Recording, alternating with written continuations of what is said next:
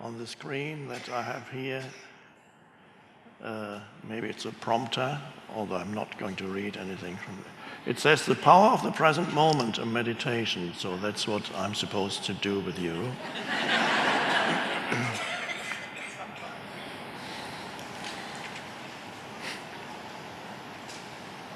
Now, this is not a meditation where you need to go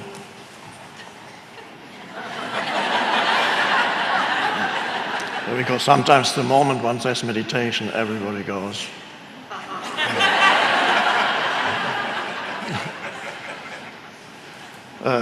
You can't sit like that all the time, but it's always the present moment. So with the present moment meditation, it's something slightly different. It's an amazing thing, the present moment. Usually overlooked. So the most amazing thing, I call it thing, of course it's not a thing, the most amazing thing in your life for most people in the normal state of consciousness, and normal means somewhat or very insane. In the normal state of consciousness, the present moment is usually overlooked habitually, unconsciously.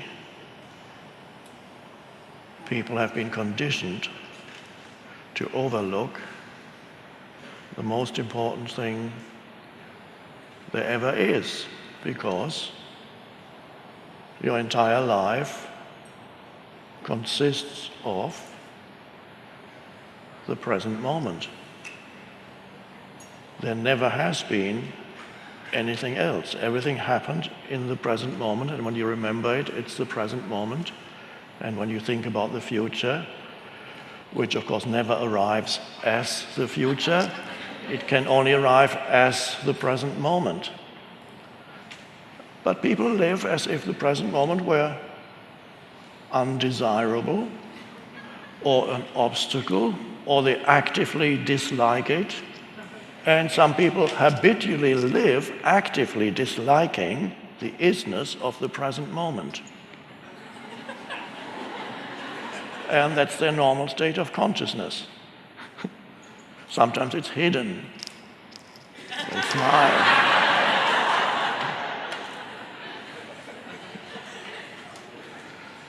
So when you become aware of the present moment, and sometimes people realize when I talk about it, all of you of course know all this already, but there may be some tuning in through the media who don't know this yet.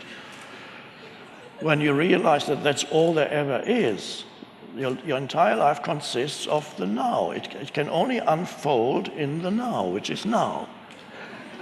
Any emotion you feel, anything you think, anything that happens, any experience, it's all inseparable from the now. But the now to most people is an abstract thing and not interesting enough. So let's see what that means, and let's make it into a meditation. So let's call this our meditation this afternoon, the journey into the now.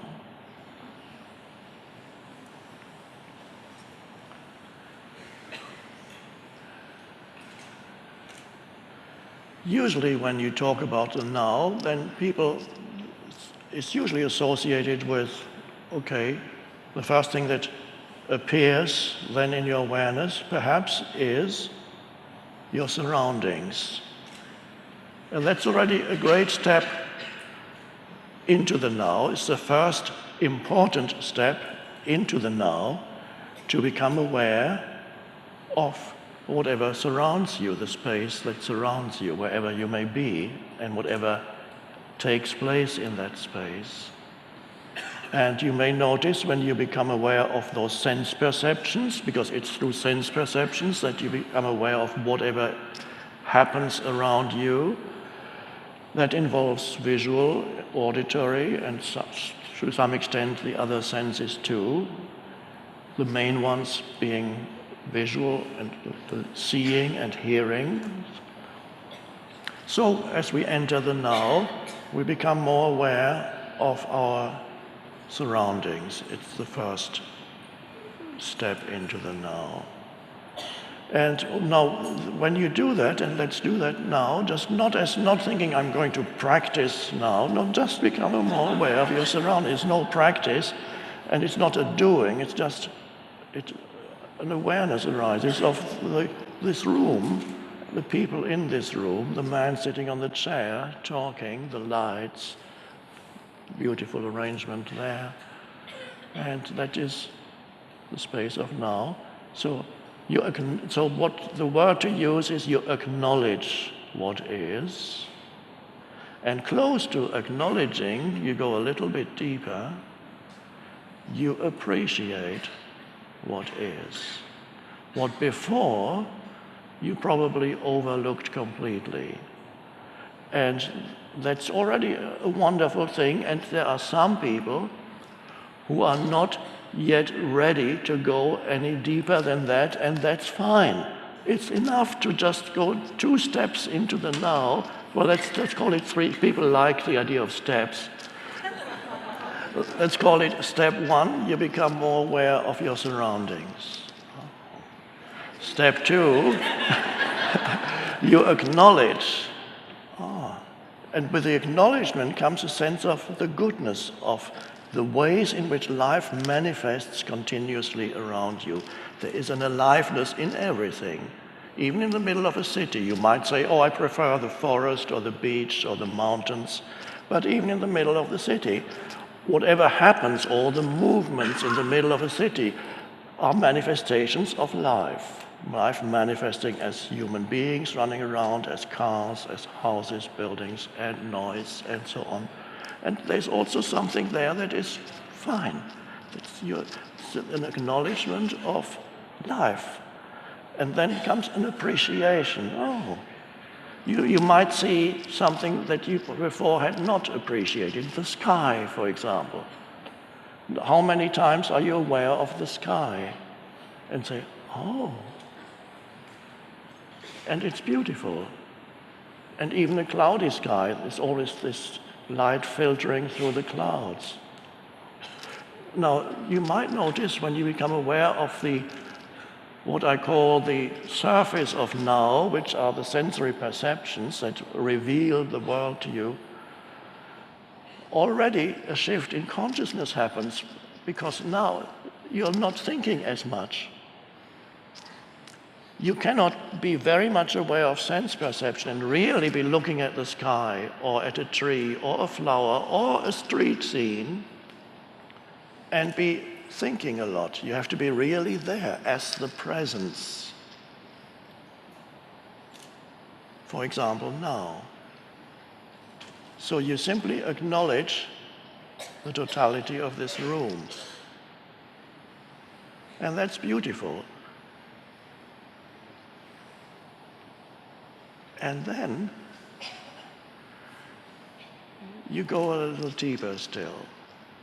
The next step takes you deeper. Then you can ask yourself, what else is there to the now apart from the things that arise in my sense perception? What else is there? Is there anything else? Is that what the now is? What appears in the now? No. It's what appears in the now, but it's not yet the now. So to become aware of the present moment, to become aware of sense perceptions is an important step, and some people are so out of touch with their surroundings, they are never where they are. They are in the stream of their thinking, with only enough attention not to bump into things. But that's all the attention they give. They can maneuver their way through the furniture or the streets, but most of their attention is on the stream of thinking.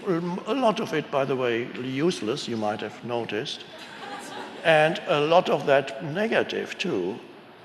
Critical, complaining, having an issue with this or that, thinking about an unpleasant person yesterday. or 10 years ago, and thinking what might go wrong tomorrow or tonight. And all kinds of, it takes you, that consciousness is continuously being absorbed by thinking. And people are in the grip of the stream of thinking. It pulls you along, amplified these days by the digital gadgets. We might be talking about that a little later. The grip of compulsive thinking, where one thing after another arises in your mind and you identify with everything that comes into your mind. Amplified, as I said, by the digital stuff, which want your attention, this is important, another email coming in, a text message. It must be important. Somebody just posted something on Facebook. And you see a photo of a dinner plate, having dinner at such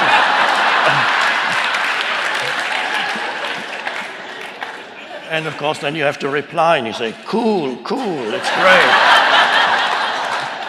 And that absorbs all your attention, is continuously being absorbed. It was bad enough before the digital things, but now it gets amplified. More stuff in your mind, more stuff. And you're drowning in stuff. And I'm not meaning physical stuff. Some people also drown in physical stuff, but you're drowning in mental stuff.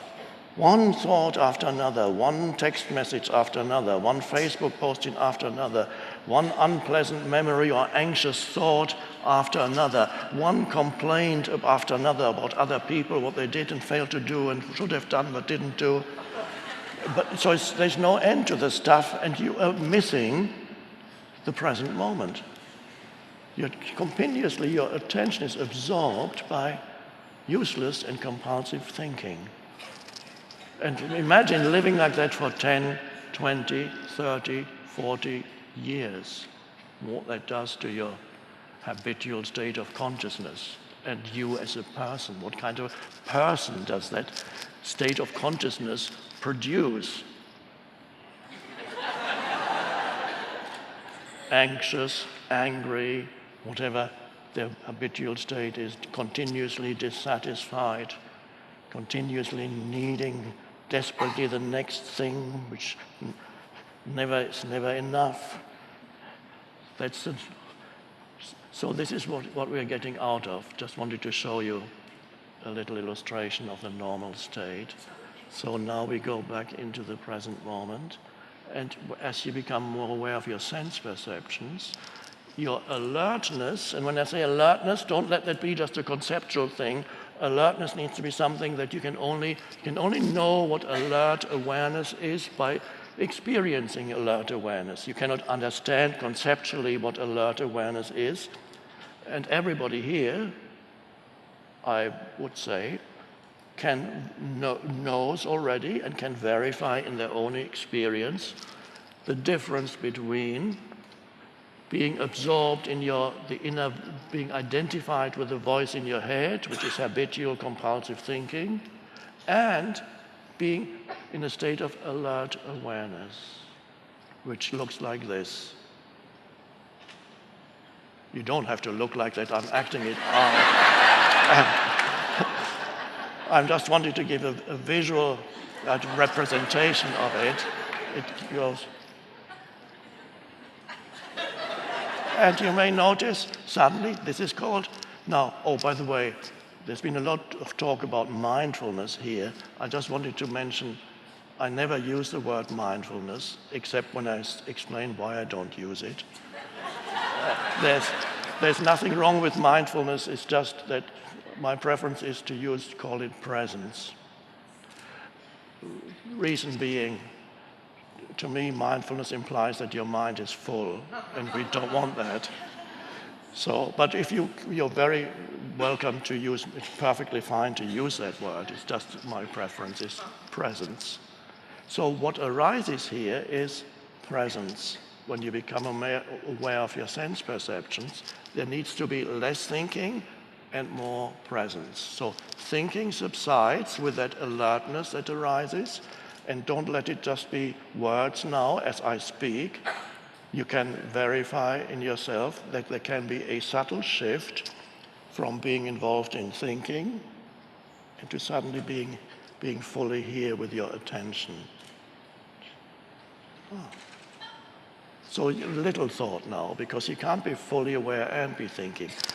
Now the next step down into the now is, as you become more aware of your sense perceptions, you may also sense the simple but beautiful fact that you are alive. And how do you sense that? That sometimes comes naturally as thinking subsides somewhat, alertness remains, and you can feel that there is an aliveness pervading your entire body. Subtle, somewhere, but you can sense that in your arms, your legs, your feet, there is an aliveness. And that can become part of your experience of the now. So now you begin to be present, what we could call present within and present without. So you can sense your own aliveness. If you can't sense it, ask yourself, for those few people here, probably very few who cannot sense the inner energy field of the body, what I call the inner body, I ask sometimes, if you close your eyes, hold your hands like this, and ask yourself, how can I know without looking or moving my hands whether my hands are still there? It's a funny question. How can I know without looking at my hands or moving my hands or touching anything, how can I know that my hands are still there? And at that moment, you cannot get a conceptual answer for that. You can only get an experiential answer by suddenly experiencing an aliveness inside your hands. And your attention has moved from thinking, has disengaged from the movement of thought, and is flowing into your hands. And in the same way, if you can feel your hands, you can feel your feet at the same time. And that you can feel the entire body as a subtle energy field. And that's a lovely place to be. And that you begin to be more rooted in the now. And you are present within and without. Being in the body, I call that sometimes an anchor for staying present. It can be helpful because the mind is the egoic mind, the unconscious mind is very clever, and if you don't, especially as you begin to practice presence, if you don't have an anchor for the present moment, the mind will very quickly come in with a thought. And that thought could be anything, but it will claim to be extraordinarily important. And it will say, follow me. You need to think about this. This requires your immediate attention at 3:30 in the morning in bed. And that thought, of course, may proliferate into other thoughts. Anxious thoughts, regretful thoughts. What about my whole life? I have to work out my life. It's all been it's useless. What have I done with my life? What about my life? What is my life? It's a mental construct that you call my life, and you miss the actual life in the present moment. But so you need to know that your thought it's very seductive and hypnotic, and it will come in and grab your attention again if you don't know what it's doing. But if you know that this is what it's doing, then you can say, not just say it, you can just be aware that there's another thought that wants to come in. And at that moment when there's an awareness, you don't have to follow the thought. You can just allow it to pass through your mind, and then it's gone again. And then you can say, my choice is to have my attention in the body, and you don't even have to verbalize that. The choice comes, you know that this is your choice, and then you're no longer suffering from an unpleasant, sleepless night. You're actually having a wonderful meditation. and not asking that this moment should be any different from the way it is. And you sense the aliveness in your energy field. That's your life. And the present moment, the aliveness of the present moment. And then perhaps, and now, we can go even deeper. Sense perceptions, acknowledging, appreciating, feeling the energy field in the body. All these things arise in the present moment. And have you missed anything? What is it that makes up the totality of the present moment? It is sense perceptions, feelings. There may be thoughts too, coming and going. You don't have to follow them, but they still come and go, some thoughts. And then there are spaces in between the thoughts. And this is extraordinarily important, to discover that there is such a thing in you as a space between one thought and another. So there's no longer an uninterrupted stream of thinking. Suddenly, you become aware of a space. And that feels extraordinarily good and powerful. And you feel then really, you come to yourself. Not the self that has a story, not the self, the sense of self that is identified with your history, your personal history, but something that transcends your personal history, something that transcends also whatever arises in your sense perceptions. What is it, and the deepest level of now, and actually the essence of now, is this. What is it that enables you to be aware of your sense perceptions? What is it that enables you to have a thought?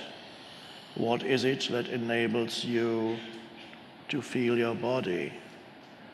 So there's something else there that's not a thing, and we could call that your presence, or we could call that the space of awareness, or we could call that consciousness itself.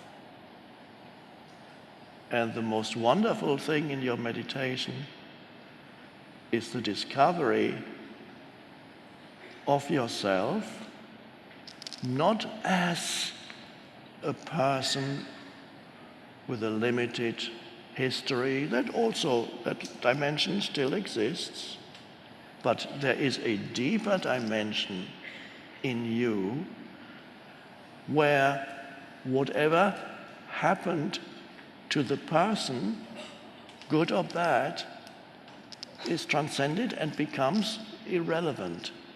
A deeper sense of beingness or self, when you can realize that that which makes your sense perception possible, any thought possible, any emotion possible, is the fact that there is the light of presence in you. In that light of presence, you perceive this room. In that light of presence, a thought comes and goes. If too many thoughts come and you no longer have any gap in thoughts, the light of presence becomes obscured. It's still there, but it's like a totally cloudy day. You can't see the sun anymore. It's still filtering through, but you don't know it. All you see is the clouds. And that's normal, the destiny for millions of humans still on the planet. All they know is the stuff in their minds. The entire sense of self is derived from the stuff in their mind. Dreadful fate. But nobody tells us that it's dreadful. It's so normal. If you're born in a mental asylum, then you don't know that everybody's insane, because everybody's the same. So this is what we are going beyond, is what arises, the possibility of entering a different state of consciousness, not just as an isolated experience, as a meditation practice, but to bring that, let's go back into it now, the awareness that you are aware. That sounds a little funny. Can you be aware right now that everything that you perceive or think or feel can only be there because you are there as the space for it, the space of awareness in which that arises? Another question one could ask to point you to that inner reality is to ask, what does it feel like to be you without taking recourse to memory, to be you now, not remembering your story? That's only a story in the mind. But what does it feel like to be you? Now you can only, there's no conceptual answer because I'm asking about an actual experience or realization right now, here, now. What does it feel like? What is the essence of who you are? Can you sense your own presence? Now, when I say your own, it's not totally correct. It's not yours. But let's just put it like that for a moment. Can you sense the very presence that is the essence of who you are? And it has no form. It is just spacious awareness. And that's an amazing thing, to know yourself as spacious awareness. That frees you from believing that your personal history is who you are. Because your personal history is not that great. Mine isn't. It would be frustrating if I thought of my personal history. Who I am has come about through transcending my personal history. It's not my personal history showing this great thing. No, it's realizing the relative insignificance of my personal history. So the present, your own presence. So for some people, one pointer works better than another pointer. That's why I give you a choice of pointers, so you can ask yourself, or I can ask you,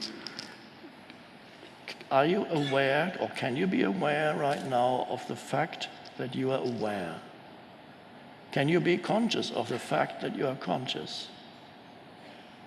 That still sounds dualistic because I'm using language, but it's only because I'm using language. What really happens when you are aware that you are conscious is not that here is me and here is I'm aware of my consciousness, subject and object. That's not how consciousness, you can't be aware of consciousness like that. You can only be aware of consciousness as yourself, as the eternal subject. Your consciousness can never become something that becomes an object in consciousness. That's everything else is an object in consciousness. But you cannot be aware of consciousness as an object because consciousness is you, the essence of you. And that essence of you is the essence of the present moment. So when we go to the deepest level of the present moment, when you go to the deepest level of the present moment, what do you find and what do you discover? Yourself. The essence of you. So the essence of you, which is conscious space, is inseparable from the essence of the present moment. So when you go deep into the present moment, which is the vertical dimension, whereas most of life unfolds on the horizontal dimension, past and future, I need to do this to get there, and remember this.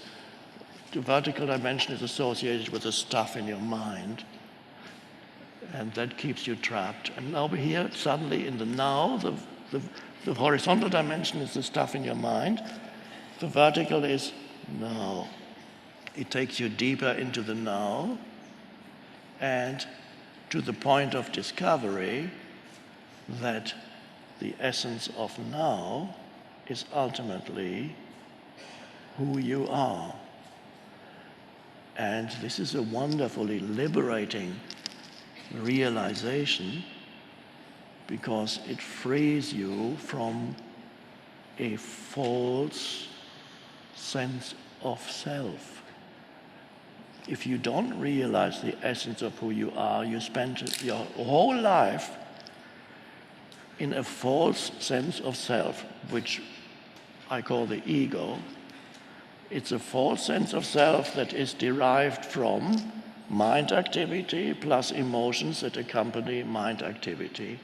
And because you're so identified with the mind, an entire sense of self, which is the ego, is derived from certain habitual and repetitive thought patterns, plus emotional and reactive patterns.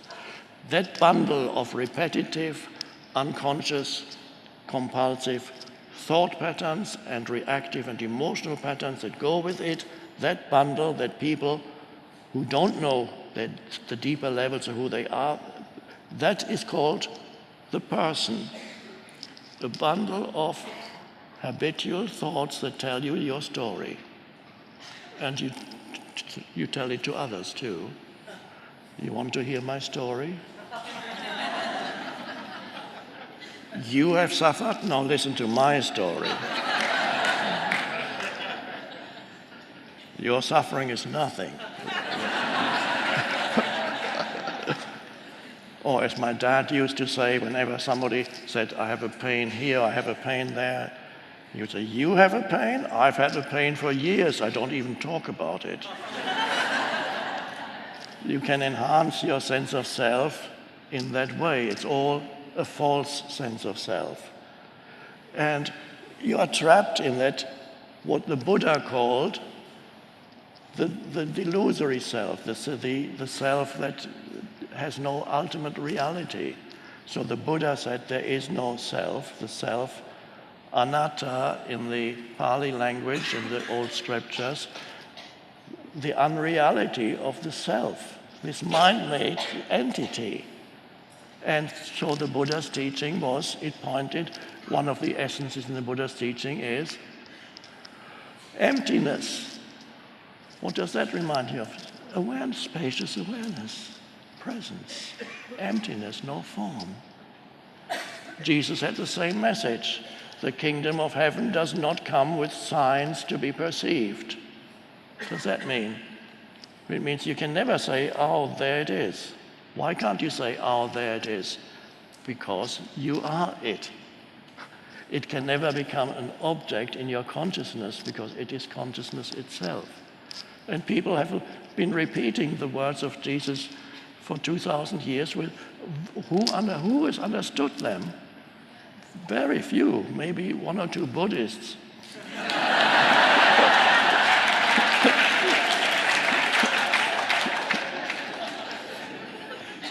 So this is the secret of life, and it's so simple to know who you are. Know who you are beyond the surface self. And it doesn't mean you can't remember your history anymore. Of course you can remember your personal history, that's fine. But you are no longer trapped in that exclusively personalized sense of me. It's such a frustrating way to live, it's just in this little me. Always feels threatened by things and needs to identify with other things and never feeling complete, never feeling satisfied for very long, always a sense of not enough. Awful way to live.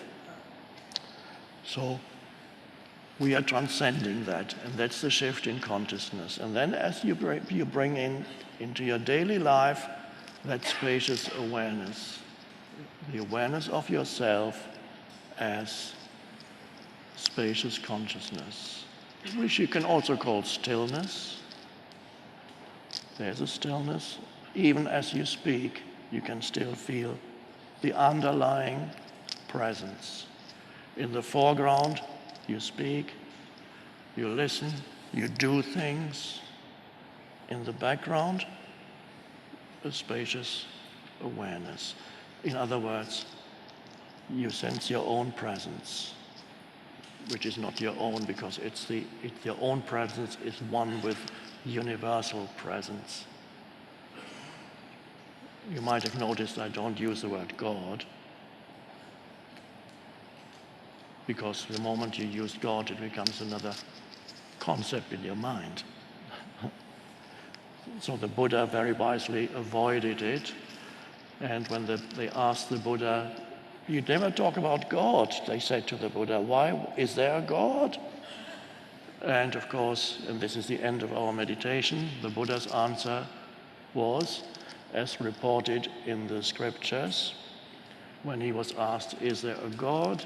the Buddha kept noble silence. That's the answer. Thank you.